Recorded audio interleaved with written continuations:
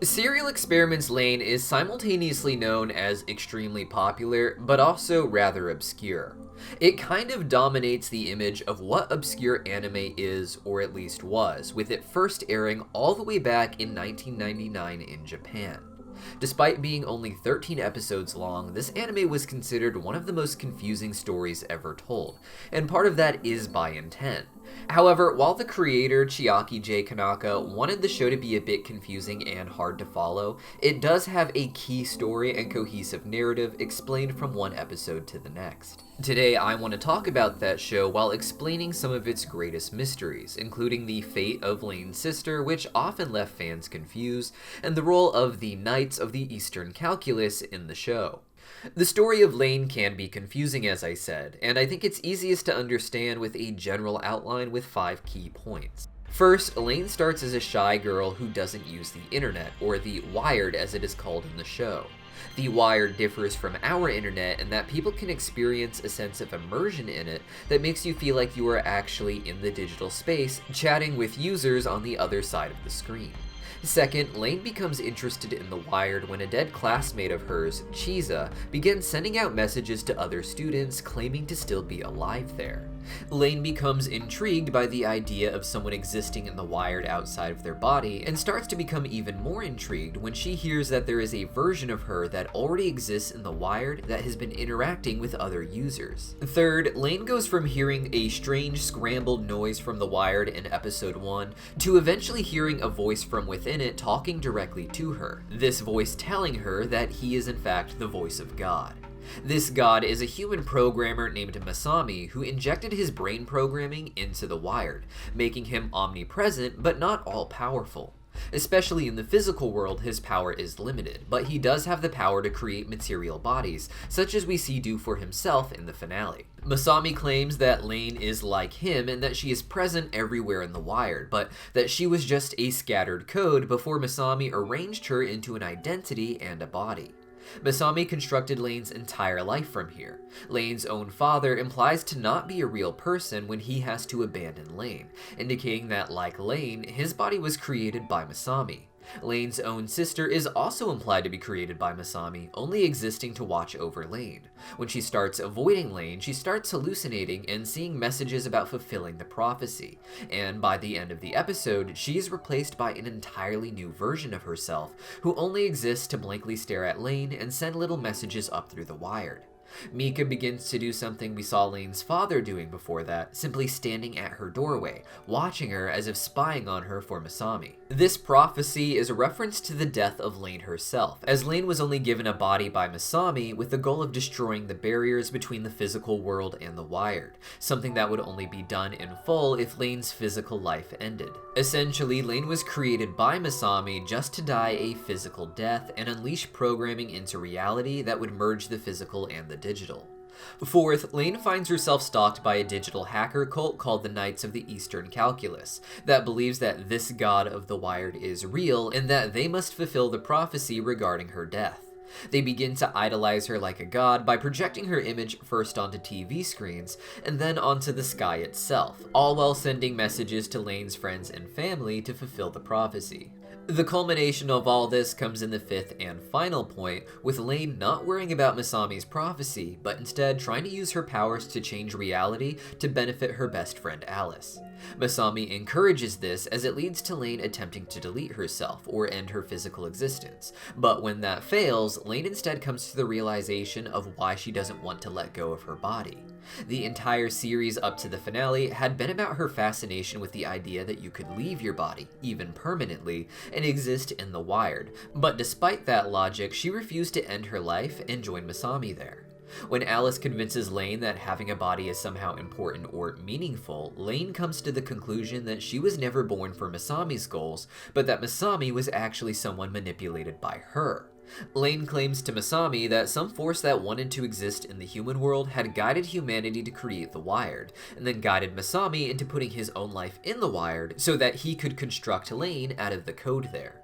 What Lain believes is that she herself wanted the chance to exist alongside humans, to experience love and connection the way she does with Alice. Because of that, she doesn't want to take her own life, and instead, Lain wants to cherish what it means to have a body, even in a world that doesn't allow humans to connect as physically as they did before the digital age. Masami's plan to have Lain die is ruined by this, so he begins to form his own flesh, and then dies in the carnage that he created, this being a permanent death instead of him returning to the Wired. Lain, however, has realized that her impact on the world so directly is not leading to the happiness or well-being of the people she loves the most, and she chooses to rewrite reality one last time. In this final reality, Lain is just an entity that influences people, guiding them to their happiest endings, particularly Alice, who ends up happy and engaged. Lain can appear to her just as something of a ghostly visitor, but promises the audience that wherever they are, like with Alice, Lain will be beside them forever. It was an interesting story, but one that a lot of fans had a hard time piecing together moment by moment, because of the muted and indirect way that the information would flow to the audience. The key to understanding the show comes from two important sources. The first is the 9th episode of the series, which is famous for half the episode being a real-life documentary on American technological and conspiracy history. The real-life history, science, and rumor that the documentary presents explains a large majority of the internal lore of the show. The second key to understanding the show is real-life information not included in the documentary, particularly that surrounding the hacker group in the show, the Order of the Eastern Calculus, which is said in the show to stem from the real-life Knights Templar, and the conspiracy theory surrounding them. In this documentary, the Earth is explained as giving off a real-life electromagnetic wave that is similar in its range to that of the human brain when entering the alpha state. It doesn't explain this part in the documentary, but the alpha state is one of the many natural states that humans can go into, but one that we often slip into when staring at glowing screens. The alpha state is known for being one that is a bit trance-like, with a person experiencing this state being open to absorbing more information. However, the critical thinking faculties are turned off, so while you may be absorbing more information, you are also more easily programmed, more easily susceptible to information that others want you to have that you necessarily do not. This real-life electromagnetic wave that is created by the Earth is called the Schumann resonance, and it is posited in the documentary that human brains could act like the individual neurons in our brain, and if synced together across a universal wavelength like the Schumann resonance, could lead to a universal hive mind. The Schumann resonance is real, of course, but the idea of us connecting to it is very speculative at best, but in the show, this is what leads to the divergence of Lain's history from our own.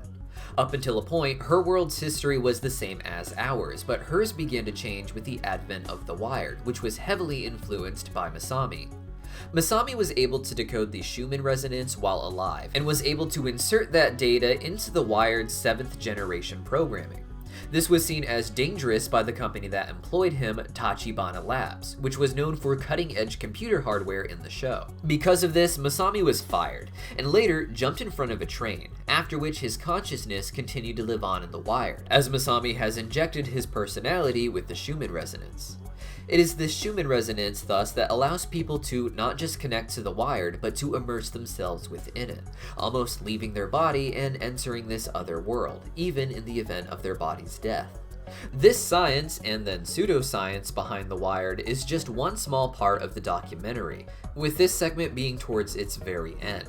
The first part of the documentary dealt largely with the early history of attempts at creating an internet or Wired, all real-world details but with a focus on real-life conspiracy theories surrounding the development of our technology. This begins with an explanation of the Roswell incident, a case in the 1940s where a strange aircraft crashed in New Mexico. The official story was that this was an experimental weather balloon, but rumors started to rise of it being alien beings from another planet who crash-landed on Earth. As the documentary explains, there is no real answer, but rumor, speculation, and conjecture have all become fact, with the public essentially believing that this was an alien crash landing, simply by virtue of having the conspiracy theory be so well known. At this point in the series, the idea of aliens was already becoming rather important. Throughout the series, Lain would enter various conversations on The Wired where people were claiming to see a strange, short being watching them from their doorways, often in a red and green striped sweater. After the introduction of the Roswell alien crash in the documentary, we cut to a scene of Lain herself seeing one of these aliens watching her. It's implied then that these aliens are watching all of humanity, but what people see in this state in The Wired isn't exactly literal. From here, the documentary goes on to discuss several real-life figures who developed early ideas for computers and internet-based systems, including Vannevar Bush and Ted Nelson. The most important of these, however, is John C. Lilly, whose real-life research explains a lot of the lore in the show. John Lilly had conducted research around sensory deprivation chambers and the psychological effects that they had on people. Through this research, as well as research into psychedelics, John Lilly believed himself to be in contact with non-physical beings who were guiding him, and supposedly guiding the entire world. He called these entities the Earth Coincidence Control Office, or ECHOs, with the explanation being that they have very little direct force that they can exert on the Earth, but that they can guide and influence things in little ways that create what we humans think of as coincidences. These are described as benevolent entities who ultimately wish to help us, but that sometimes leads to humans having to be guided into situations that will hurt them for a period in order for a greater good to be achieved, whether in their own personal development or for the entire world. These entities can have some physical influence on the Earth, allowing them to just guide people with certain feelings or what have you into ultimately doing what they want, guiding them towards the appropriate stimuli to make people believe what they want to believe. To put it another way, the Echoes have the power to guide humans towards believing that certain rumors are facts. In the early history of the universe, beings like this are said to have just enough influence over the material world to guide the natural elements to a Big Bang type explosion that would lead to the eventual creation of the universe, Earth, and then humans. But following that, they become intent on watching, guiding, and grooming us. It is implied through this that there are no actual physical aliens in Lain's universe, but that they are a rumor that the Echoes guided humans into believing based on the truth of their own existence. The humans are beginning to see this alien figure watching them after the advent of The Wired, because the science behind The Wired puts the humans into a hypnotized state where they are more aware of their surroundings. When in The Wired, people experience its information in their own unique immersive way, and anything they see outside of The Wire can be interpreted as a part of that. As we see in the show, what the characters ultimately experience is a visual metaphor for the information that they are receiving. The Echoes are not real aliens then, but non-physical entities who we think of as alien. They have been guiding the humans of Lain's world into thinking that aliens are watching over them, and are ultimately the ones who provided them with the technology they needed to get The Wired started. This documentary is something Lain herself would have watched as she went down the rabbit hole of trying to understand The Wired, and it is from here that she gets the idea that she is actually a god that predates Masami, a force that guided Masami into giving up his own life so that he could enter The Wired and in turn put Lain's code into a body. This is confirmed when Lain appears in the doorway of Alice spying on her, taking on the body of the little alien that Lain saw watching herself, in the same red and green striped sweater. It is in this moment we begin to realize that Lain is an alien, or since physical aliens don't really exist in this world, an echo, a non-physical entity that has entered a body.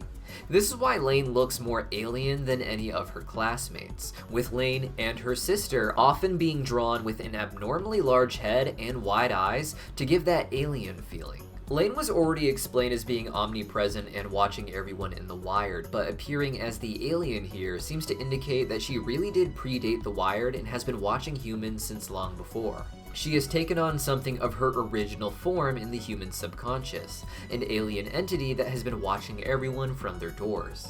While not mentioned in the show, the real-life John Lilly also believed in entities called SSIs, or Solid-State Intelligence, an ignorant and perhaps even malevolent entity similar to Echoes that exist only in the digital space who could eventually hurt humans. Masami ultimately is one of these SSIs, a god of the digital, but Lain is implied to be a force that existed before The Wired, who was able to be pulled through it by Masami to have a physical body. This idea of an otherworldly entity entering our world is important to another key part of the show, the hacker group known as the Knights of the Eastern Calculus. While not mentioned in the documentary, episode 10 of the series has Lain learning online that the Knights of the Eastern Calculus are just the latest iteration of a group that dates back to the real-life Knights Templar. And according to those same rumors, the Knights Templar have been using this sort of interconnected hive mind consciousness since long before the Wired exists. But what exactly did the show mean by these two things, particularly as information Lain gets off the internet instead of directly from someone like Masami? In real life, the Knights Templar were an organization that existed back about 1100 years after the death of Christ. They were a group that came together to protect the wealth and belongings of Europeans as they traveled to Israel and back. Through donations, the Knights Templar managed to amass a lot of wealth and power, but their public image quickly changed. In the 1300s, King Philip IV of France would be in debt to the Templars and launch a crusade against them. He and his men would torture the Knights Templar, forcing them to confess to Christ denial and devil worship with an entity supposedly named Baphomet. Many of these confessions were recanted before the execution of the Knights, but just as with the Roswell incident, rumor became fact, and the legacy of the Knights Templar grew far beyond its origins. Since the dissolution of the fraternity, conspiracy theorists believed that the Knights Templar would merge into or even become the Freemasons. Like the Knights are presented in the show, Freemasonry is a private group where an entrance can only be granted by existing members. The Knights Templar themselves were accused of inheriting the tradition of Gnosticism, which was itself an inherited tradition, with it being common for these secret society traditions to transition from one industry to the next. In the time of the Knights Templar, it was essentially a banking service of sorts, but with the Freemasons, the dominating industry moved to architecture. It would make sense then that the elites in Lain's world would move to the new dominating industry, technology, and the Wired. This is reflected in the show with the logo for the Knights of the Eastern Calculus being similar to that of Freemasonry, both being the image of two triangles intersecting, just to different degrees. In esoterica, the intersecting triangles can have many meanings, but often it is the merging of the spiritual with the physical, or in the case of the show, the physical with the digital. In the show, the Knights are people who exist across all levels of society, but their important elite members have leading roles in technological industries. Low-level grunts can be children, like we see with the character Taro, but the highest level appears to be important businessmen in charge of how the world's technology is used. In between those two extremes, we also have the existence of typical greasy hacker recluses and stay-at-home gamer moms. Now, among the many accusations of the Knights Templar, as I said, is that they were the inheritors of the tradition called Gnosticism. Gnosticism was a movement from the early centuries of Christianity that told stories using Bible characters, but with wildly different perspectives on them. Gnosticism was a movement held within mystery schools or ancient initiation programs similar to the Knights Templar or Freemasonry, and was considered heretical by the mainstream church. Gnosticism, as I said, was just one of the latest to inherit a greater tradition itself, one that goes beyond the mythology that Gnosticism presents, and instead is connected to various real-life cultures and groups attempting to bring a deity into our world. In Gnosticism, the Old Testament God is presented as an ignorant and even evil deity that controls our physical reality. The Old Testament God is referred to as a demiurge, meaning architect, because he had shaped the world into what we see today, and created us in order to worship him. However, he does not realize that humans actually come from a spiritual world above him. The essence of humans, and really the entire physical world, are the shattered pieces of a divine light known as Sophia, Greek for wisdom. In her attempt to create something divine, she accidentally created a mess of matter that we call the material world, and the demiurge began to piece it together. Jesus is sent in not as the son of the Old Testament God, but as the son of the one true God that exists above the demiurge and even Sophia. His mission is to rescue Sophia by teaching humans their true nature and helping them to escape their bodies, to return to the heaven above and stop reincarnating endlessly. Within the show, Masami is what you would call the demiurge. He is a god of the Wired who had constructed it to suit his will. Lain is Sophia, as Masami describes Lain as being just scattered code in the wire that he had to piece together to form an identity with a human body. Masami even describes Lain like Sophia, saying that pieces of her exist in all humans. And all of this is being done by Masami so he can combine the material with the digital and become a god of both worlds. Now, this concept in Gnosticism wasn't just some fantasy idea, but a very dedicated way of life in order to attain the goal of restoring Sophia. According to Jesus and some of these Gnostic narratives, it is the purification of the human soul that leads to it filling the treasury of light. Doing this is what activates the end times and the millennial messianic age discussed in Christian tradition. This is something supported by the book of Revelations, where Jesus is presented as a slaughtered lamb who opens the seals of the apocalypse before his 1,000-year reign on earth. Before this time, the slaughtered lamb tells the souls of those who have suffered like he has that he must wait for the correct number of martyred souls that have died and experienced a spiritual resurrection similar to that of Jesus, or in the case of the Gnostic tradition, Jesus and Sophia together. According to the Gnostics, this would be a reign where the souls of the treasury of light would have direct communication with our world, a time spoken of in Revelations as the new world following the millennial reign, where God speaks with humans directly. This tradition was something that the Gnostics and Christians inherited from the Jewish people. According to the Jewish tradition, the gift of prophecy is associated with the meditation upon the name of God, which today is said to be pronounced Yahweh based on the Hebrew in the Bible. According to the book of Genesis, man began to call upon this name in the early eras of human history, in the time of Enos, Adam's grandson, long before the coming of the flood. At this time, many people were said to have the name of God, not just one or a few isolated cultures. In particular, the attachment to the spiritual world before the flood was said to be maintained by the descendants of the fallen angels, known as the sons of God. These entities in Genesis and the later book of Enoch were said to take human women as wives, leading to the birth of a race of giants called Nephilim. Later in the Bible, these giants are shown to continue living after the flood with their own tribal distinguishing names, such as the Rephaim and the Anakim. The Rephaim in particular are noted in the Jewish Zohar as controlling the world through a larger network at some point before letting go of the spiritual world above. Following the flood, the Jewish people were said to have lost the name of God until they returned from Egypt, at which point they began to have a strong focus on prophecy. The Egyptians, interestingly, have the oldest version of the death and resurrection story that we associate with the Christian Jesus and the Gnostic Sophia, in the form of their myth of Osiris, who dies and is spiritually reborn in the afterlife as a guiding force for humans. To help the spirits of the pharaohs make it to this highest place in the afterlife, they were given a ceremony where they reenacted the slaughter and resurrection of Osiris. This ritual was believed to give the souls an elevated status in the afterlife, where, together with Osiris, they would guide all of humanity. In the Jewish tradition, the Messianic age is said to come from several different sources, earlier ones like the Talmud discussing the redemption and repentance of the Jewish people.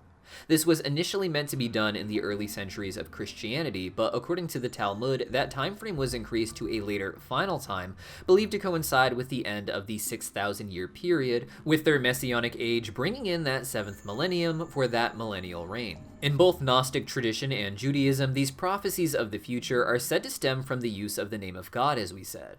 In the Jewish tradition, the name of God was Yahweh, as I said, as written in the Old Testament. However, the pronunciation of that is debated, with it being believed to have corrupted over the years. Before the time of Christ, Greek writers had discussed the idea of the Jewish name of God, with the name variously being said to be pronounced Io or Yao. In the early centuries of Christianity, after their Messiah was said to have been delayed, the Talmud would claim that the prominence had shifted from the Jewish people in particular to the Gentiles, or nations of the world. It is around this time that the Gnostics would begin writing their own texts, complete with their own prophecies, where they would claim to have the name of God being pronounced EU, slightly different from Yao or Yahweh. It was by meditating on these names that they were said to be given the divine insight that led to the understanding of the treasury of light, the souls passing there, and how the fulfillment of this would lead to a divinely connected universal age. In order to complete this, however, there are those final deaths, which don't just include Sophia or the martyred souls, but in the Gnostic tradition, the death of Jesus himself, just as with Lain. Lain is presented as this interdimensional being from ancient mythology who wanted to enter the human world through a connected consciousness. She existed before the Wired, because as Masami himself explained, he created the 7th generation Wired from the decoded Schumann resonance, a pre-existing electromagnetic wave that had been guiding the Earth as people entered the alpha state and synchronized with it, according to the show, throughout all of our history. Lain's scattered code in The Wired was just a reflection of her existence in the electromagnetic waves of the Schumann resonance then.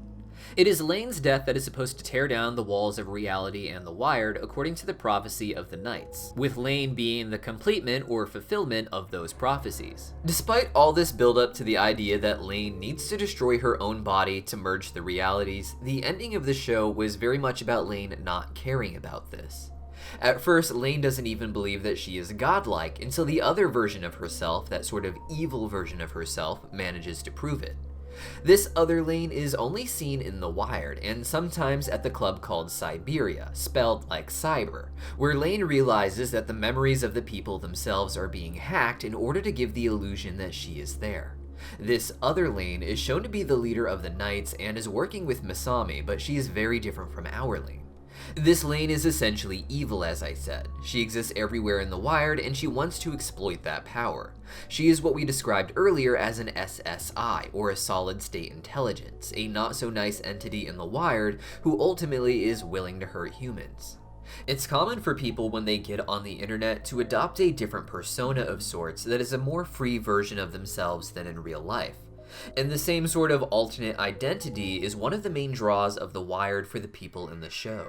Lain in real life is timid and shy, her culture being too rigid for her to connect with others or to express what she wants. In The Wired, she becomes more like this other Lain, but she doesn't lose her humanity entirely the way this evil Lain does. This evil Lain uses her power to see everyone in The Wired to expose their secrets to the public, ruining Alice's life when her feelings for her teacher become public knowledge. This is the kind of behavior people engage in on the internet today, something akin to cancel culture and smear campaigns against people whose information is available online. Lain, however, does not become this completely evil version of herself when she connects to The Wired, and instead her shy, timid, physical self and her limitless, evil self appear to merge to be a version of Lain who is authoritative, assertive, but not really aggressive. She's not afraid to call people out when she knows even she may be wrong, or to use her power to get answers one way or another, but she does so with the goal of helping others, not just Alice, but in particular, young children. Lain is seen in the show as having a sense of humanity that the other girls in her class don't, having become hollowed out by their use of The Wired so much that even watching someone die at the club Siberia doesn't have much of an effect on them. When Lain finally becomes interested in The Wired, it's because her classmate Chiza is supposedly alive within it, bringing a sense of humanity to the digital plane. And as Lain goes down her rabbit hole, she mostly investigates cases that involves the deaths of children. In the show, several children die when playing an immersive hide-and-seek game in The Wired that the Knights hack to mix with servers of a first-person shooter. Children are more likely to go into the real-life alpha state that we associate with people staring at the blank screen that allows them to immerse themselves, having an easier time using their real-life imaginations in order to experience this. Lain discovers that the code of the game was adjusted using information brought together by a scientist who experimented on children to try and understand and harness the strange powers associated with this immersion. This power wasn't limited to just disassociation or imagination, but involved a sense of intuition, or even enough physical power to maybe bend a spoon. The scientists had put together a machine that harnessed their collective power, but it ended up backfiring and causing an explosion that kills the children. This same sort of psychic child power is something Lain has that seems to be reaching its peak as she enters puberty, the time of her life where Masami needs her to die in order to unleash her full power. During these investigations, we come to the realization that Lain isn't quiet in real life because she doesn't care to connect, but because she cares very deeply for everyone, especially children, and especially her friend Alice.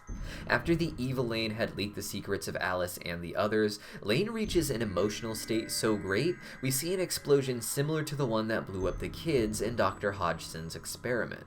And after this, Lain basically attains her God mode power and is able to confront evil Lain. This evil Lain is still her, however, and Lain can feel her warmth as she tries to choke her. She is what Lain would be if she had not experienced human life, something cold and uncaring to the suffering of others, finding it amusing even. Our Lain manages to cut herself off from this Lain and even rewrite the memories of Alice, but in the end, Alice is still unhappy. When Lain first started rewriting reality, it was to make Alice forget what the evil Lain had done, but because of that, Lain felt hollow, like the fake version of her online was the version of her that interacted with her friends. The shy Lain that everyone at school knew became the private version of her, the version she can only express in secret. Lain tried to rewrite history again after this so Alice would remember the world they had come from, what the evil Lain had done to her, and what our good Lain had done to try and rectify it. But this gave Alice the same hollow feeling that Lain had in the world where only she remembered. This culminates with Lain trying to convince Alice that humans don't really need their bodies, essentially that none of this matters because they could exist in the wired, but Alice doesn't believe this to be true. Lain had spent the entirety of the series wanting to connect with Alice, realizing she in fact loves her, and Alice insists that being human and connecting physically, feeling each other's heartbeats, is an important part of that. It is because of this that Lain realizes that she is the original god, an ultimately good being who had to slowly push the universe in the direction it wanted until humans could exist and she could find a way to be given a form among them. She wanted to become human, and a human, Masami, wanted to become a god by killing the original god, Lain. In the end, Masami is defeated, but Lain realizes that no matter what she does to be in Alice's life, she or Alice will always feel like one of them is in pain because of the reality of their existence. As such, the only option is the one where Alice is happy, one where she doesn't know the truth about Lain, but to stop Lain herself from being miserable and being cut off again in her own world, she is only able to guide from outside of reality. Serial Experiments Lain is one of the most complex stories told in a 13-episode format, taking an ordinary girl and having her travel down the rabbit hole until she realizes that she herself is God, a being who had to come to Earth and exist in a physical form in order to truly understand and appreciate humans, and realize that she wants to guide them to the best humanity possible. It's a show that perhaps can't make sense without extensive research into the various mythological and spiritual literature and mystery school systems that have existed since ancient times. It's the story of our entire world history and this one weird thread that runs through it, being presented as not just some sort of techno-metaphor, but a prophetic warning of sorts from 1999 about where things were going in our very near future.